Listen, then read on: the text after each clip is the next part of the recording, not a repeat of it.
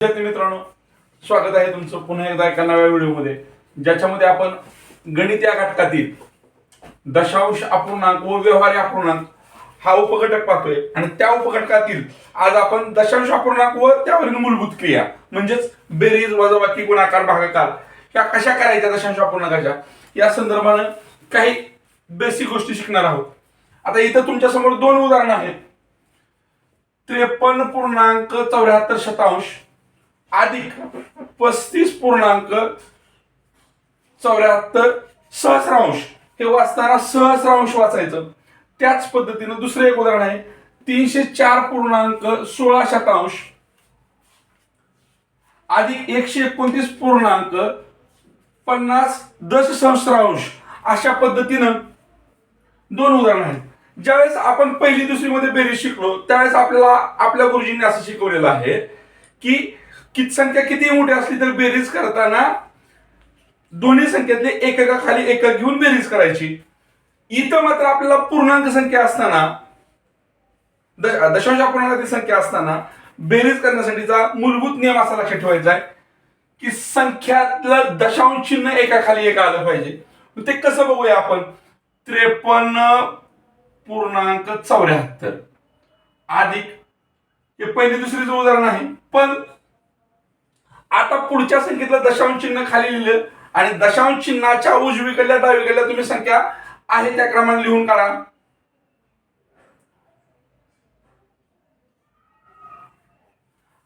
या संख्येच्या वर इथं कुठलं संख्या नसल्यामुळे आपण इथं अंक नसल्यामुळे शून्य अंक घेऊन ती बेरीज करायची आहे, कन्सिडर करायचं आहे, समजायचं आहे तिथं शून्य.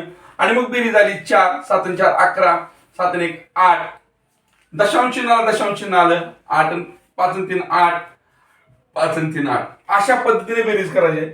असं समोर आपल्या दुसरं उदाहरण आहे 304.16 सुरुवातीला आपण 304.16 आहे असं लिहून घेऊया.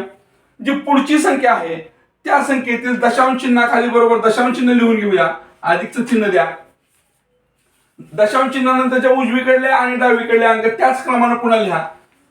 0 0 50 आणि 9 2 1 या पद्धतीने बेरीज केल्यानंतर आता इथं लक्षात येईल की वर इथं 4 अंक आहे दशांश चिन्हानंतर इथं 2च आहेत. इथं 2 शून्य आपण घेऊ शकतो आणि मग बेरीज करा. 5 6 9 4 13 3 आणि 433 अशा पद्धतीने दशांश अपूर्णांकाची बेरीज करत असताना पहिल्यांदा लक्षात ठेवायचं की दशांश अपूर्णांकाखाली दशांश अपूर्णांक आले पाहिजे. त्याच्यानंतर त्यांच्या डावीकडील आणि उजवीकडील संख्या बरोबर त्याच क्रमाने लिहून आपल्याला पहिली दुसरी शिकलेल्या बेरीज किंवा वजाबाकी प्रमाणे क्रिया करायच्या आहेत. अशाच पद्धतीने आता आपण वजाबाकीची उदाहरणं पाहणार आहोत. इथं आता आपण बेरीज केली त्याप्रमाणे वजाबाकी करायची आहे. आणि वजाबाकी आपण पहिली दुसरी शिकल्याप्रमाणे आपण पहिली शिकलेली वजाबाकी कशी होती एकाखाली एकक घेऊन एका घराकडे वजाबाकी करत होतो. आता ही दशांश अपूर्णांकातील संख्येची वजाबाकी आहे. त्यावेळेस दशांश अपूर्णांकाखाली बरोबर दशांश अपूर्णांक घेऊन त्याच्या उजवीकडील संख्या त्याच क्रमाने आणि डावीकडील संख्या त्याच क्रमाने एकाखाली एक लिहून ही क्रिया करायची आहे. आपण करूया. 413.614 वजा दशांश चिन्हाखाली आधी दशांश चिन्ह लिहून घेऊया. दशांश चिन्हाच्या डावीकडील आणि उजवीकडील संख्या आहेत 74 आहे या क्रमाने लिहिल्या आणि डावीकडल्या संख्या ही आहे या क्रमाने लिहिल्या. आता इथं लक्षात येतं की ह्याच्या खाली संख्या ह्याच्या खाली संख्या नाही. ह्याला आपण शून्य सपोज करून शून्य लिहू शकतो आणि मग वजाबाकीची क्रिया करायची. 4 मधून शून्य गेले 4 1 मधून 4 जात नाहीत. ह्या 6 कडून एक उसना घेतला इथं 5 राहिले आणि इथं 11 झाले. 11तून 4 गेले 7 उरले.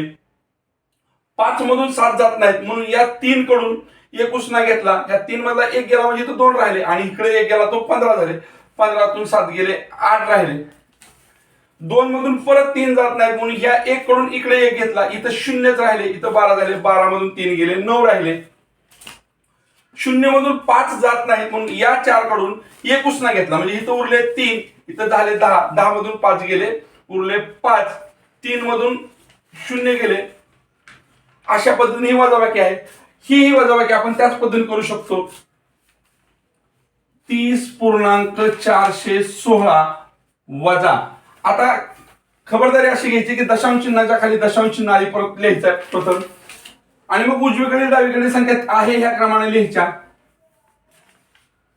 आहे या क्रमाने लिहिल्यानंतर या पद्धतीने गणित होते. इथं दशांश चिन्हानंतर 3 अंक आहेत, इथं दशांश चिन्हानंतर 1 अंक आहे.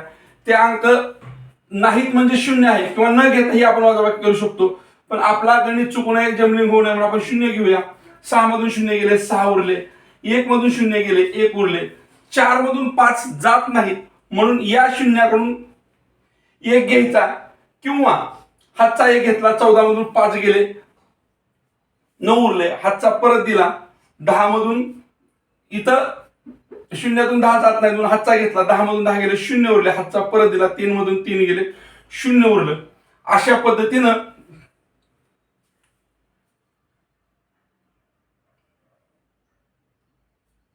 उत्तर येणार आहे. यानंतर आपण आता बेरीज झाली, वजाबाकी झाली. दुसरी किंवा तिसरीत आपण गुणाकार आणि भागाकाराची पार्श्वभूमी शिकलो होतो किंवा भागाकार शिकलो होतो, गुणाकार शिकलो होतो. त्याच पद्धतीनं आपण दशांश अपूर्णांकातील संख्येचा आता गुणाकाराची 2 उदाहरणं सोडून पाहणार आहोत. आता आपण दशांश अपूर्णांक व गुणाकार पाहतोय. गुणाकार आपण दुसरीत शिकलोय, तिसरीत शिकलोय. इथं मात्र गुणाकार करत असताना दशांश चिन्ह आहे, मग कोणता बदल होतो तो फक्त पाहायचा आहे. इथं कोणताही बदल न करता आहे या संख्यांचा गुणाकार आपण करून घेऊया. 18 0 47 आहे असे लिहून काढा किंवा इथं दशांश चिन्ह द्या. 2.53 गुणाकार होईल. पहिल्यांदा 3 गुणिले 3 7 21, हातचे गेले 2, 3 चौक 12 आणि 2 14, हातचे गेले 1, 3 0 0 आणि 1 1, 3 8 24, 4 हातचे गेले 2, 3 1 3 आणि 2 5. या पद्धतीने एका घरानं गुणलं. त्यानंतर दशक घरानं गुणण्यासाठी आपण शून्य देतोय. 5 7 35, हातचे गेले 3, 5 21 आणि 3 23, हातचे गेले 2, 5 0 0 हातचे 2 2, 5 8 40, 40 ला 0 हातचे गेले 4, 5 1 5 आणि हातचे गेले 4 9 अधिक. आता आपण शब्द घरानं गुणतोय किंवा तिसऱ्या घरानं गुणतोय म्हणून शून्य दिले, 2 शून्य दिले. 2 7 14, हातचे गेले 1, 2 चौक 8 आणि 1 9, 2 0 0 आणि 1 2 0 0, 2 16 ला 6, हातचे गेले 1, 2 1 आणि 3. या पद्धतीनं आपण जो दुसरी तिसरी शिकलेला गुणाकार आहे त्या पद्धतीने गुणाकार करून घ्यायचा आहे. आता बेरीज होणार. बेरीज करून घेतली 8 9 2 11 आणि 4 5 15, हातचे गेले 1 6 9 6 15, हातचे गेले. आता उत्तर आल्यानंतर मात्र आपल्याला दशांश अपूर्णांकाचा गुणाकार करताना जो बदल होतो तो बघायचा आहे. इथं दशांश अपूर्णांकात 1 2 3 3 घर आहेत आणि इथं दशांश अपूर्णांकानंतर 2 घर आहेत.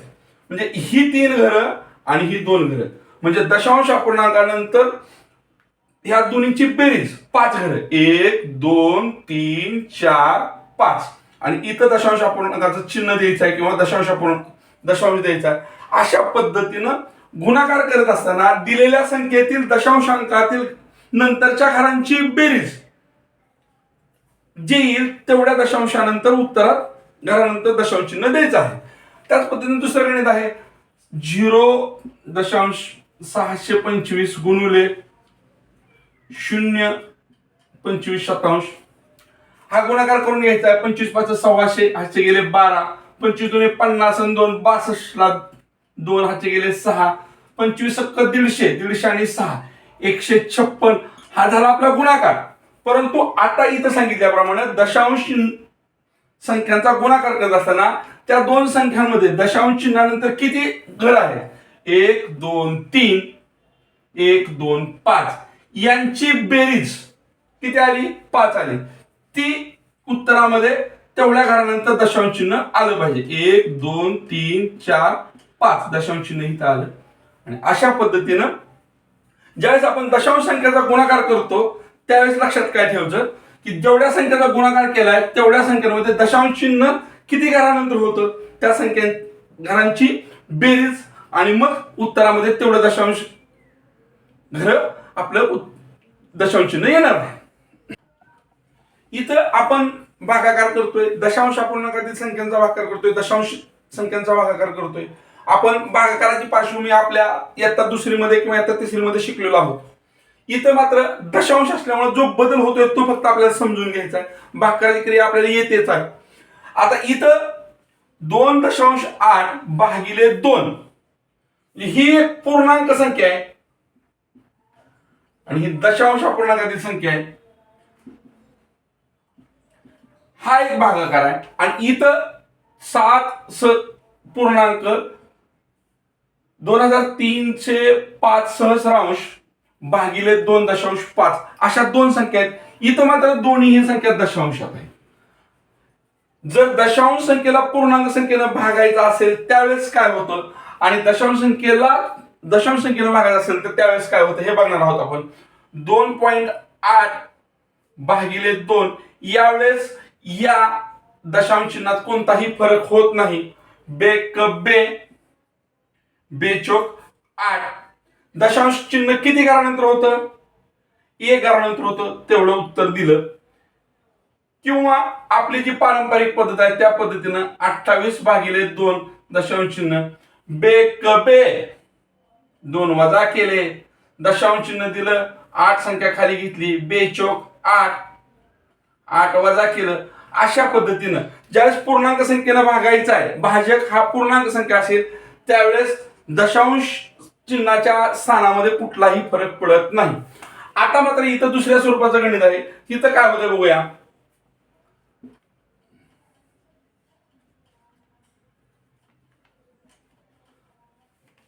सुरुवातीला आपल्याला काय करून घ्यावं लागेल, जो भाजक आहे त्याला पूर्णांकामध्ये रूपांतरित करावं लागेल.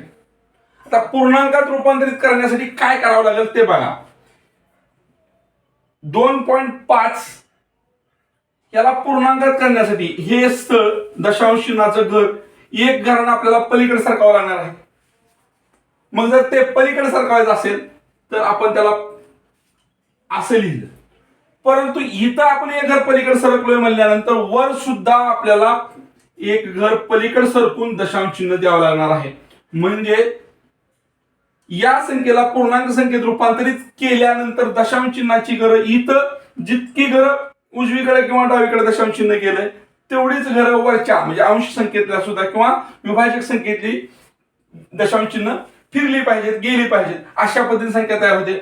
आता आपण इथे शिकलो होतो पूर्णांक संख्येनं दशांश चिन्हाला भागायचं. इथं कसं झालंय, दशांश चिन्ह आहे, पूर्णांक संख्या आहे. पूर्णांक संख्येनं दशांश चिन्हाला भागताना जी क्रिया करतो त्या पद्धतीने आपण इथं मांडून घेऊन करूया. या पद्धतीने करूया किंवा या पद्धतीने 25 × 25, 25 × 2 = 50, उरले 12, दशांश चिन्ह दिलं, 12च्या पुढे 3 म्हणजे 123 झालं, 25 चोक 100, उरले 23, 23च्या पुढे पुन्हा 0 आला, 230 झालं, 25 8 225 9 225, उरले 5, 5च्या पुढे 5 घेतले, 55, 5 × 2 = 50 आणि परत 5 उरले, त्या 5 वर 0 घेतला, 5 × 2 = 50. अशा पद्धतीने उत्तर येणार आहे. हे या पद्धतीने आपण काढू शकतो. अशा पद्धतीने आपण दशांश अपूर्णांकाच्या ज्या मूलभूत क्रिया आहेत, बेरीज वजाबाकी गुणाकार भागाकार करताना जे बदल होतात त्याच्याविषयी माहिती बघितलेली आहे. आणखीन एक गोष्ट इथं लक्षात घेण्यासारखी आहे. समजा एखाद्यानं हा अपूर्णांक लिहिला, दशांश संख्या लिहिली किंवा दुसऱ्यानं ही संख्या लिहिली किंवा तिसऱ्यानं हीच संख्या अशी लिहिली किंवा चौथ्यानं हीच संख्या ह्या पद्धतीने लिहिली. ह्या ज्या 4 संख्या आहेत 1.0, 1.7, 1.70, 1.70 किंवा 1.700, 1.70000 या संख्यांची किंमत ही सारखीच आहे म्हणून यांना सममूल्य असं म्हटलं जातं. दुसरं एक, ज्यावेळेस आपण 4 पूर्णांक म्हणतो त्यावेळेस ते पूर्णांक आणि त्याच्या पुढचा जो अपूर्णांक असेल, समजा 25 आहे, त्यांच्यामध्ये बेरीज ही क्रिया असते ना की गुणाकार. कुठली क्रिया असते? बेरीज ही क्रिया असते. या गोष्टी आपण इथं बेसिक मध्ये समजून घेतलंय. यानंतर आपण काही उदाहरणं उद्याच्या व्हिडिओमध्ये या घटकावरील पाहणार. व्हिडिओ आवडला, यातल्या कन्सेप्ट समजल्या, काही अडचणी असतील तर तुम्ही विचारू शकता कमेंट बॉक्समध्ये. आपल्या गरजू मित्रांना या चॅनलविषयी माहिती द्या, सबस्क्राईब करायला सांगा. धन्यवाद.